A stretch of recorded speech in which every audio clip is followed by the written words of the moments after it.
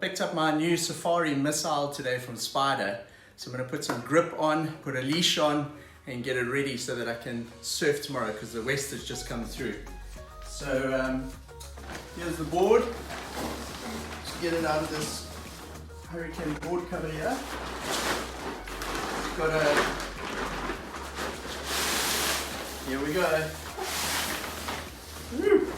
Look at that. It's got a really nice bright spray on it. It's got a lightning bolt that I like on a lot of my boards. It's got the same spray top and bottom. My wife Chantal always says try and get a bright spray so that I can see you in the water. So babe, hopefully this is bright enough for you to see me. And it's got contrasting rails as well. So this rail is black and this rail is white. So it's got a black rail and a white rail, which is quite cool. And then a full spray on both sides. So I'm going to get the board all ready to surf and prep it a bit. And I'm just going to create a space. I've got my friend Mike's table saw here. I'm going to use this as a little tabletop. Just covering it with a towel to make sure it doesn't scratch the board. And I'm going to put the board onto the surface there. So we're going to put the fins in. We're going to give it a nice wax job here. I'm going to put the grip on and I'm going to do the leash. But before that, I just wanted to show you what's so unique about the missile, which is the bottom contours of the board. So I'm going to show you those bottom contours and you're going to look down the board like that. And that's what makes it so unique. So if you come around this side, Tristan, I've got an aluminium bar, and if I run the bar from the top of the board, you can see it's quite flat over there. And as I run it up, look at how the bottom contour changes, especially the rails. And at this point over here, you can see how the rail, it's a full, almost double concave, and the rails are fully fluted up like this. That's what makes the missile so unique. And this one goes all the way through into the tail. And then what Spider's done is he's changed this tail from my older models to a squash tail as opposed to a fishtail, which the other boards had. The first thing I'm going to do is put the fins in. So I've got some fins here. These are our favorite fins at the moment. They're medium Scarfinis, and I've actually loosened the grub screws already. So the grub screws are pretty loose and ready for the fins to go in. So when you put your fins in, just double check that the two flat pieces, or the flat sides of the fins, face each other like that. So it's curved on the outside and flat on the inside. Those are the outside fins. And then the middle fin is curved on both sides. We often make a mistake in a rush and you put the wrong fins on the wrong sides of the board. So the first one I'm going to start with is the middle fin. I'm going to push it into its tab so it fits. I often find the first time the fins go into a new board, it can sometimes be a little stiff. It's quite tight. So they've got those ones in. Then I'm going to put the next fin on, a side fin. Make sure it's the flat part of the fin facing inwards. And then the third fin, so this board's set up as a thruster, the third fin is in. So there's all three in. And now what we're going to do is just tighten the grub screws on each of the fins. So don't over tighten it, you don't want to crack it, but tighten it to the point of where you just can't turn the key anymore. So there you go, that's that one done. Your middle fin. And this one's got, because it's in the middle, grub screws are on both sides. And this one, that's the last one. So when you're prepping a new board, that's pretty much what you've got to do really on the hard day, is put your fins in. And there's our fins, nice and snug, tightly in. What I love about Spider's boards, he always puts the South African flag here between the fins. It's a really nice touch. And then you've got the detail of the board's dimensions just above that. So something unique to Spider and Safari's boards that they always do. So now that the fins are in, we're going to do the grip of the board. So the grip or the tail pad goes at the back of the board, And it's instead of having wax, and it keeps it's nice grip for your foot at the back of the board instead of wax. I like using a tail pad. I prefer a tail pad on my boards compared to wax on my smaller boards. But on my bigger boards, I generally just use wax because you tend to move forward on the deck quite a lot. So I went to Hurricane the other day, and Shane Thorne helped me select this one. Basically what it's got is it's got an arch bar. It's a 3-piece grip. And I like 3 pieces. They're pretty easy to put on. I don't have big feet. I'm a size 8, so I don't need that much grip at the back. The grip is attached to a recycled cardboard. It's just got a little bit of glue over here, and so pretty easy to get out of the packaging like that. So nice recycled packaging there from Hurricane. And then what you're going to do is basically you're going to line it up where you want it on the board. So I use the little Hurricane logo to line up with the stringer. So once that, you know that Hurricane logo is in the middle, so it lines up nicely with the stringer. Then at the back, you don't want to go too far back because of the leash plug. So go a little bit ahead of the leash plug there. Remember, the leash plug is going to, with the string there, it's going to move around quite a lot. And if it's too close, the leash string can interfere with the grip. So I leave it a little bit ahead of that.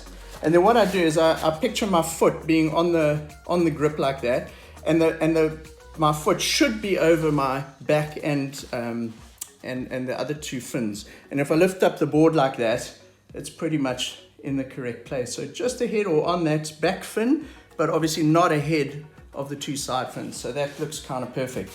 So now what I'm going to do is I'm just going to take a little marker on the board, and there's this little orange piece there, and I'd say that's probably where the front of my grip's going to go, and it's nicely lined up.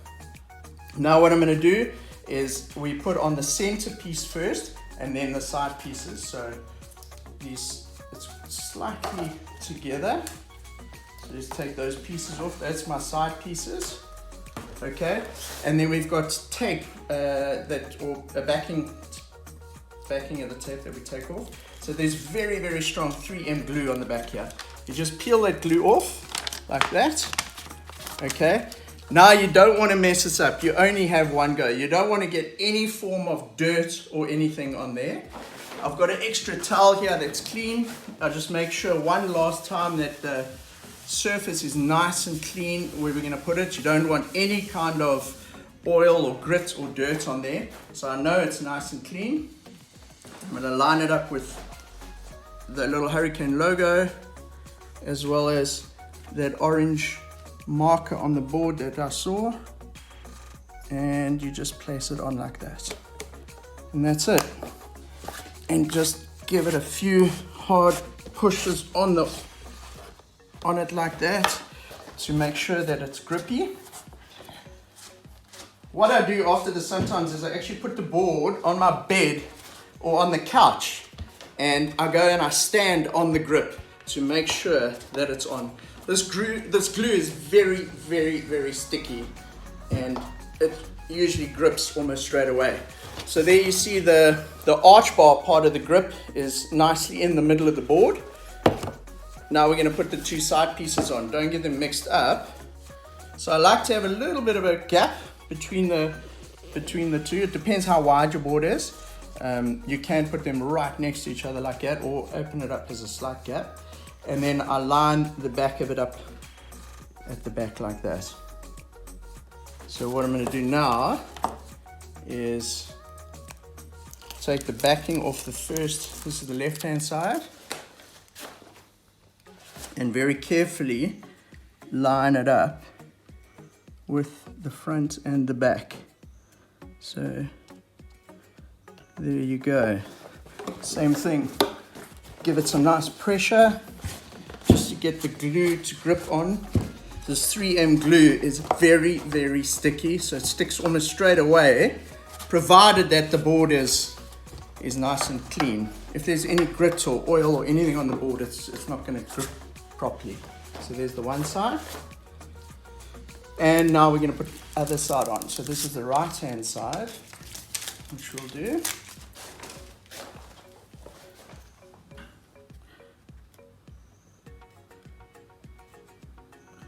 Try and line it up exactly the same as the other one. There you go. Nicely lined up. And I just give it a bit of a squeeze with my hand on there, push it nice and hard, make sure it's sticking down. And then I look at the back to make sure that glue is actually on. Right, so that's our grip. So the only two things that are missing now is our wax on the front and to put the leash on the back of the board. So the first thing we need is the little string that comes with the leash. And everyone has different preferences how they like to do this. You'll see the one side has got a knot on it and the other side is just a piece of string where it goes round. But basically thread it into the leash plug and it should just pop through like that. If it doesn't, use the key from the fins, the grub screw key, and you can pull it through. What I do is I don't want the knot to be, so I thread it through like that. So I thread the knot. If you thread the knot through there, the knot tends to sit on the rail, and when it pulls, that can cause damage to your rail. So I prefer to do it the other way around, where the knot stays close to the board like that, because then once the leash is on, you're not going to have the knot causing drama on the rail. So that's in. Then I'm going to grab the leash. So I've got one of the new 6mm hurricane leashes, and we take that end of the leash, we thread it through the string like that, bring over onto itself onto the Velcro, and the Velcro kind of locks it in place like that. And there you go. And you've got a rail saver, and that rail saver is to protect the rail when the waves are pulling like that, so that the rail doesn't get damaged by the leash. So the only thing left to do still is to put some wax for our front foot, and I've got some Hurricane warm water wax. We're in Durban in KZN, so we need warm water wax. And what I do, I don't use a base coat or anything. I put my wax straight on, and what I do is I sort of establish generally where my front foot's going to go, and it's going to be from the halfway points of the board and slightly ahead of that.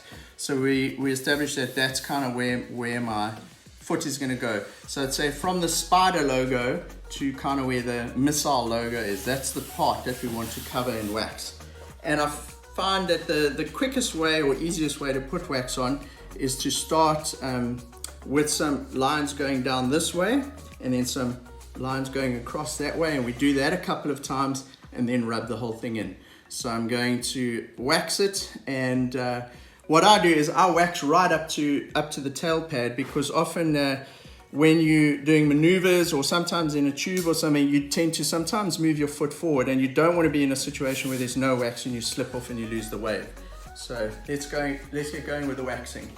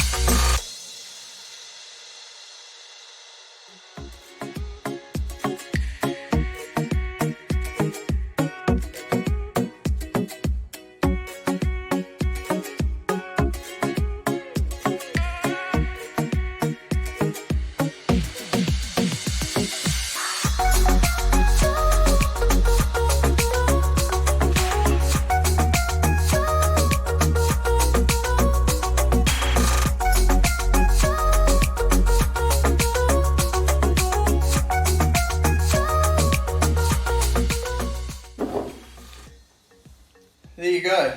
So there's nice little bumps that the wax has made. It's got little ridges like that. If you feel it, there's slight ridges across the wax. It's nice and sticky on the board and all ready for its first surf. So there you go. Board's all prepped and ready. The southwesters come through and we're ready to go and get some waves. Fins are in, leash is on. Woohoo! Thank you, Spider.